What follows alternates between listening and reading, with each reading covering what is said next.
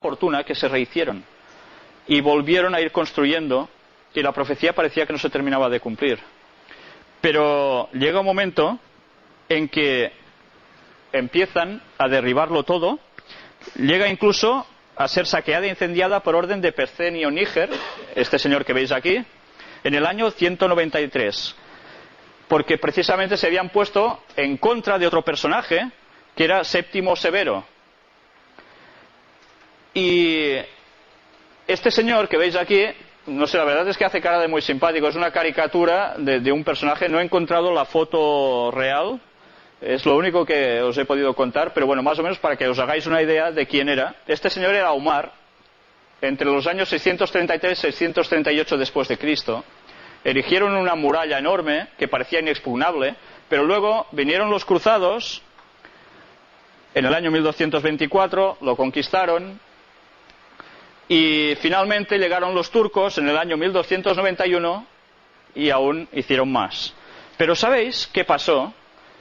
La ciudad de Tiro quedó tan arrasada que la convirtieron literalmente en una peña lisa. Y jamás fue reedificada. La otra parte de Tiro sí. Que sabéis, con la guerra del Líbano, precisamente ha salido también en las noticias. Pero la otra parte de Tiro jamás volvió a ser edificada. Y sabéis, yo pude ver un documental hace aproximadamente unos 5 años, en televisión, donde aún se veía Tiro como una peña lisa, auténticamente lisa. Pero cuidado, había un detalle muy importante en la profecía. ¿Sabéis para qué serviría, decía el texto? Para que los pescadores tendieran sus redes. ¿Vale? Y allí, pues, ¿qué se tendrían que dedicar a hacer? Pues a remendar las redes, ¿no? Pues precisamente las imágenes que yo contemplé eran eso. O sea que después de tantos años, la profecía sigue cumpliéndose. Y esa parte de Tiro jamás ha vuelto a ser edificada.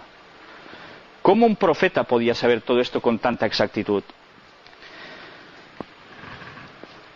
Hubo un viajero y anticuario llamado Thomas Bruce, que era conde de Elgin, y fue a Tiro en busca de algún objeto suyo de interés. Y allí se encontró el hombre con unas columnas hundidas, que parece ser que las olas las terminaban de abatir, y en sus notas dejó lo que él presenciaba. Vamos a leerlo.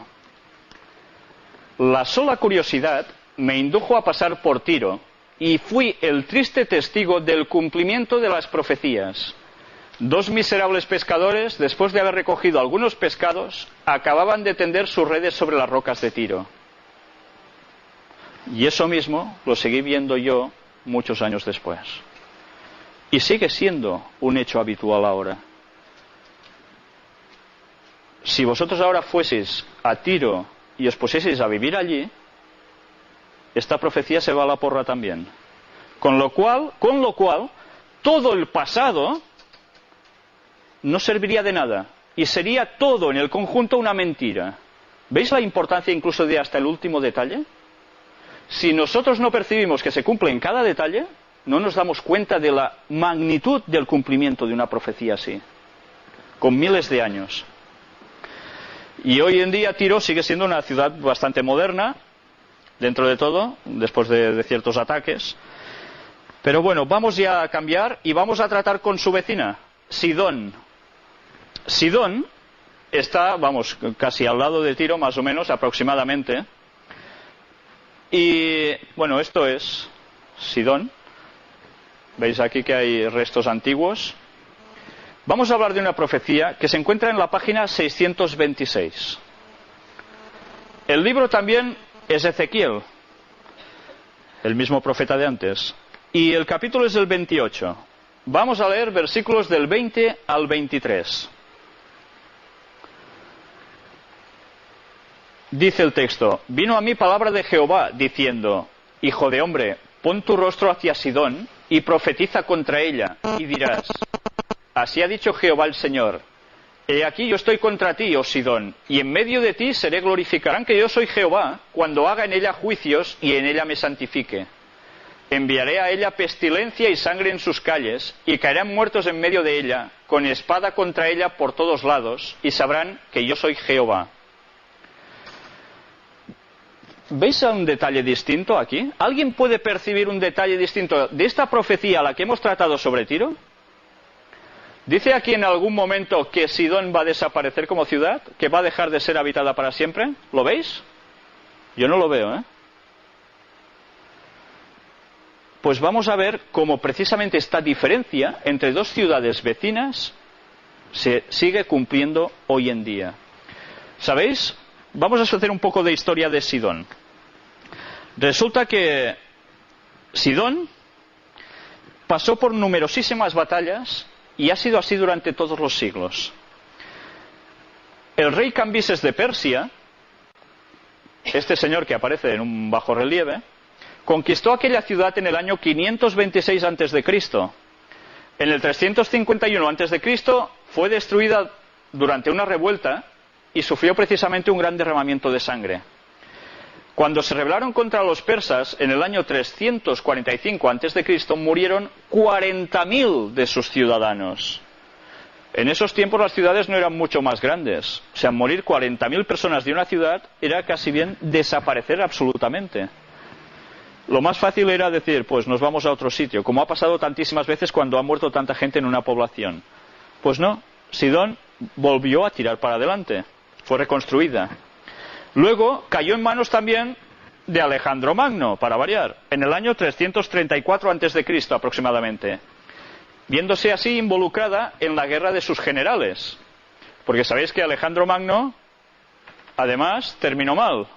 A los 33 años se muere por glotonerías, orgías, etcétera, etcétera, y sus 4 generales no se querían mucho, parece ser, pero sí querían mucho su imperio, y se empezaron a coger cada uno su parte de tropas y a guerrear entre ellos, con lo cual el imperio de los griegos se empezó ya a tambalear, no era tan poderoso como lo era antes, ¿no?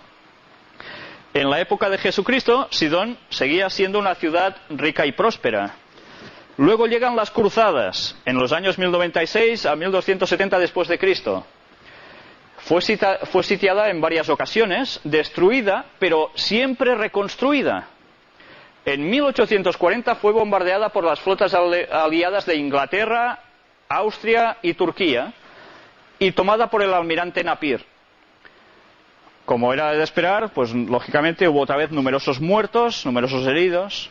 Incluso durante la Primera Guerra Mundial, pues también fue escenario de varias batallas muy fuertes. Pero sabéis, Sidón sigue existiendo actualmente, pero ya no se llama Sidón, se llama Saida. Básicamente el nombre sigue siendo el mismo. Pero ¿habéis visto? El cumplimiento de la profecía sigue en vigencia. Sidón aún está en pie. En cambio, Tiro, esa parte, no. ¿Cómo puede distinguir un profeta en un futuro tan lejano que las cosas sigan pasando con este cumplimiento? Y ahora vamos a tratar sobre Egipto. ¿Sí, no? Ah, vale, sí, es verdad, gracias por el apuntaje. Lo visteis todos en la guerra del Líbano, que duró 33 días. ¿Quién atacó precisamente a Sidón? Pues los judíos, Israel. Y aquí veis imágenes de esos ataques, ¿no? Quedó bastante maltrecha. Pero bueno, siguen reconstruyendo y siguen hacia adelante. Ya veis qué constancia, ¿no? Y ahora sí, ahora ya nos vamos por Egipto. Y de Egipto también escribió Ezequiel, curiosamente. En vuestras páginas, estarán en las páginas 626-627, capítulo 29, versículos 9 y 10, y luego seguiremos leyendo otros textos. Dice, y la tierra de Egipto será asolada y desierta, y sabrán que yo soy Jehová, por cuanto dijo, el Nilo es mío, y yo lo hice. Una cosa, ¿por qué Dios dice que el Nilo es mío y yo lo hice? Porque sabéis que los egipcios tenían al Nilo como una divinidad absoluta, era el que les daba la vida. Entonces, ¿qué quiere decir con esto? Que él está por encima de los dioses egipcios, que tenían un montón, y entre los cuales destacaba uno que era el dios Sol, del que tanto hemos hablado en estas conferencias, demostrando su vinculación con la masonería, ¿vale? Sigue diciendo, por tanto, he aquí yo estoy contra ti y contra tus ríos, y pondré la tierra de Egipto en desolación, en la soledad del desierto, desde Migdol hasta Sebene, hasta el límite de Etiopía.